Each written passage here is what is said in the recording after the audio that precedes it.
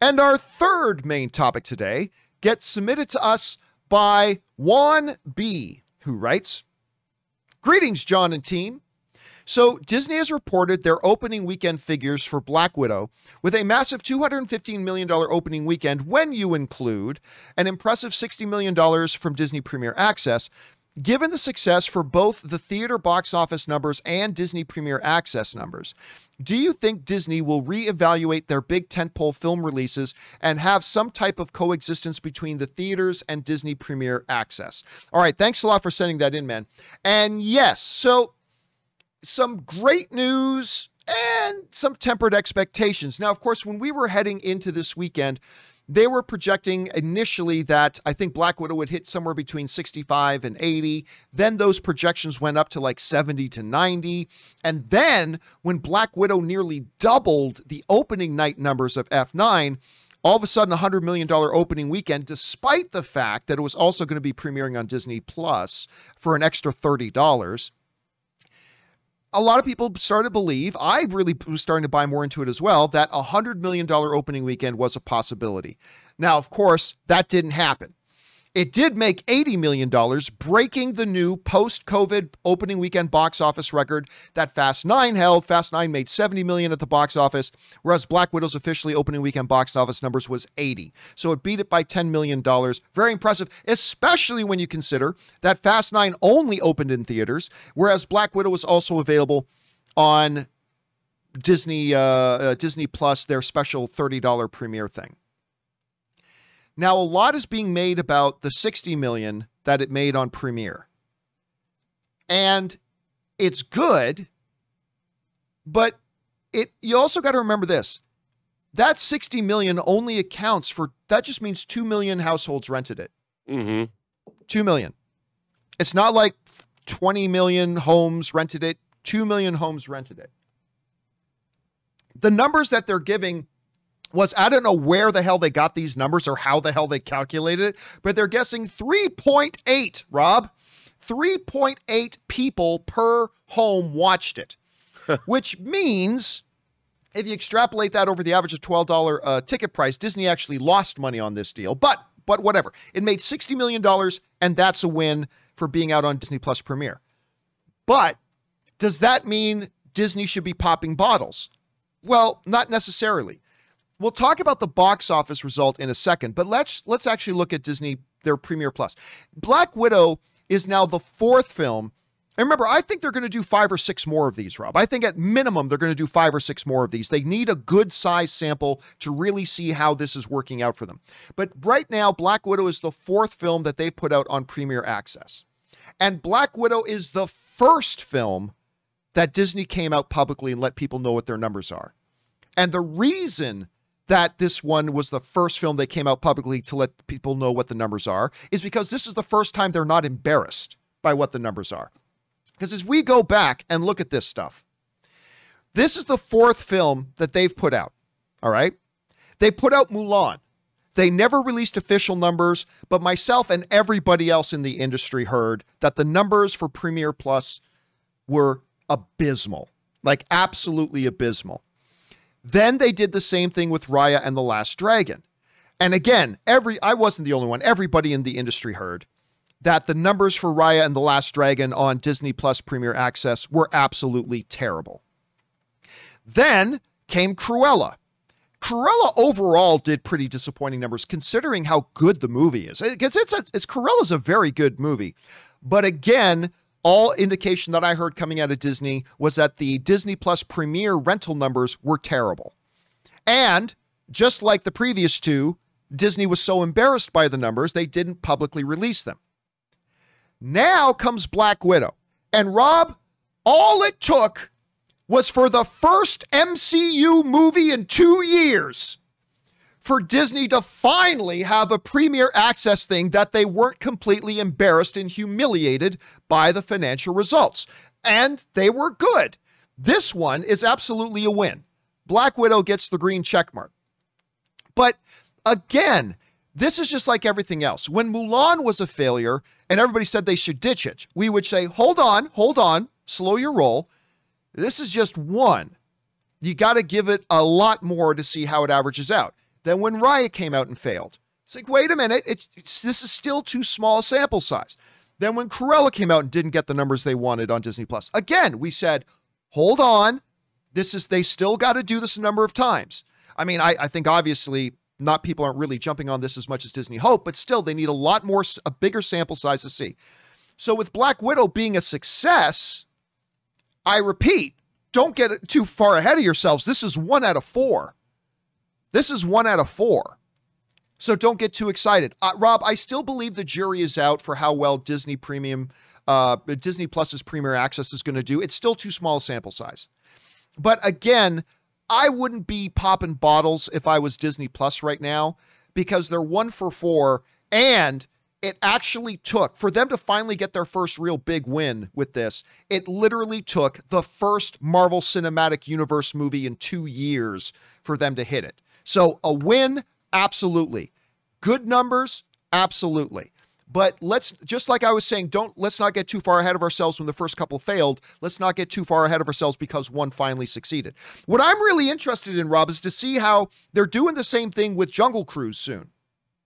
And I'm going to be really interested to see how Jungle Cruise does. Will Jungle Cruise get number? Will Disney actually come out and publicly let people know what the numbers were for Jungle Cruise? I'm guessing they won't. But I mean, if Jungle Cruise can follow this up and also say do like a $50-60 million home rental thing, well, then you got to say that the Disney Plus home premium rentals are trending in the right direction at that thing. But it's going to be interesting to see how that goes. As far as the box office goes, Rob, listen, if the amount of people who watch it at home actually saw it in theaters, you're talking about a movie that probably would have made $160-170 million opening weekend, which is kind of crazy when you think about it. But still, $80 million, whereas Fast 9 had a very impressive $70 million with no home viewing option. People had a home viewing option for Black Widow, and it still made $80 million opening weekend. I think even though it didn't hit that $100 million number a lot of us were talking about, I still think that's a really impressive number for where we are right now in coming out of the COVID situation. Rob, you look at this, $80 million opening weekend, $60 million Disney premiere. What's your evaluation of this whole thing? Well, obviously I didn't hit my $100 million mark that I thought it was going to hit, but I will say this. What's really interesting to me is to have a $60 million revenue stream from their premium, the Disney Plus premium, and the fact that they announced it, that they said we made $60 million plus our $80 million opening, that's significant to me in that both seem to be working. Now, collectively, that's $140 million. If you could open a movie and make that much, because the revenue stream that they make, that $60 million, most of it's going to go directly to Disney. They don't have to, there's no revenue sharing there. So that's a pretty big number. Whereas if it was a theatrical number, they get half, maybe 30%. 30%. So they get 30%. Well, Disney gets 65 to 70%. Theaters keep around 30%. Yeah, depending on what the deal is, but still they're not sharing that revenue. So I would say that it shows that both can be viable, that you can open a movie and theatrically and at the same time keep that I mean, that's significant. That's big money. So I'm wondering, is it going to be viable moving forward that we're going to see this being the norm? That these movies, these big movies, at least the Disney films, are going to do both, that they're not going to go back to a theatrical only model. They're going to keep their Premier Access model along with a theatrical model. And I think obviously they're going to have to be able to do this with multiple movies, but you've got Shang-Chi and Eternals coming. So are they going to follow this same model? And it's going to be interesting to see how will this affect the theatrical business moving forward? And is eventually the Premier Access going to overtake theatrical? I think the reason that Disney decided, this is the first time anyone's really released numbers after certainly the first time Disney has, it's because it's significant. They're making a statement by doing it. And I think it might definitely signal a game change as far as what we're used to. And it's going to be interesting to see how it continues moving forward. I don't think you can ignore, though, what the overall record is right now, because the overall record right now is they're 1 for 4, because their results for the Mulan premiere release were embarrassing. Their results for the Raya release were embarrassing. Their results for the Cruella release were embarrassing. So much so that they didn't release the numbers. They kept it quiet, but everybody in the industry knows that we've all been told that they were actually really, really disappointing numbers they got from those. And then Black Widow comes, the first MCU movie in 2 years. And if you do, and the other thing you got to take into consideration here, Rob, is that there are a number of countries that refuse to play Black Widow in cinemas because of the day and date release. We've been having a number of our viewers writing in from certain countries saying, we don't have the option to watch it here because Disney doing a day and date release on Disney Plus. Our theaters here are not showing their movies. So I think when you actually add it all up, they probably took a net loss on this. For now, the question is going to be, does Black Widow indicate an upward trend, or is Black Widow just kind of a flash in the pan because it's the first Marvel Cinematic Universe movie in over 2 years?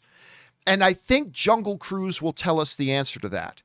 Because if Jungle Cruise comes out and Disney once again goes, shh, let's not tell people how much it didn't make in Disney Premium Home Release, then we'll see that there is no trend. But on the opposite side of the coin, if Jungle Cruise comes out and they come out, like, obviously nobody expects Jungle Cruise to make as much as Black Widow, but if Jungle Cruise can come out and Disney comes out and says, Jungle Cruise made $50 million on Disney Plus premium rental.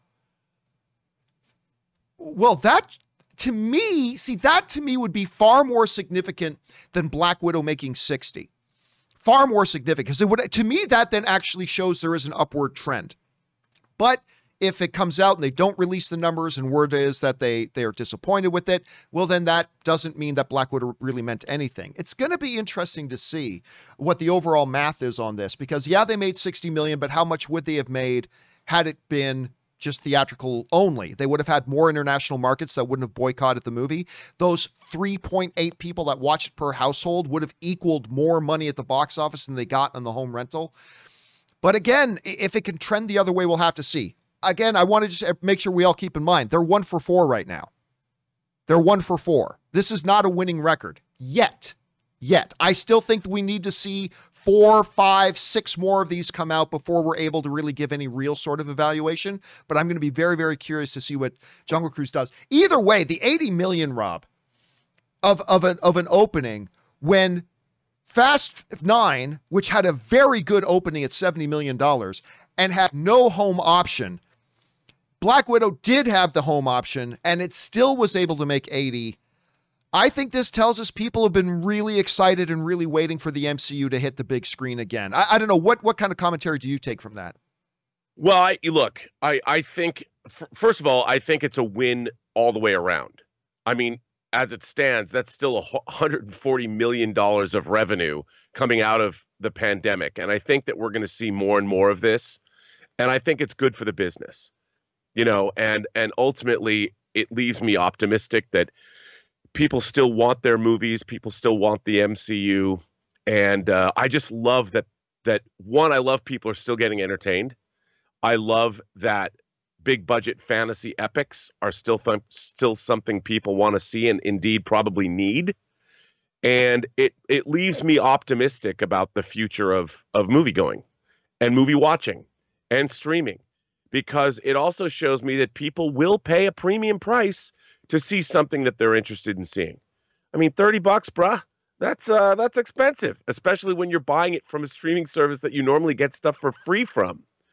And nobody seemed to have a problem dropping that green. Well, at least 2 million households didn't. But I am optimistic about this. I think it's a good result.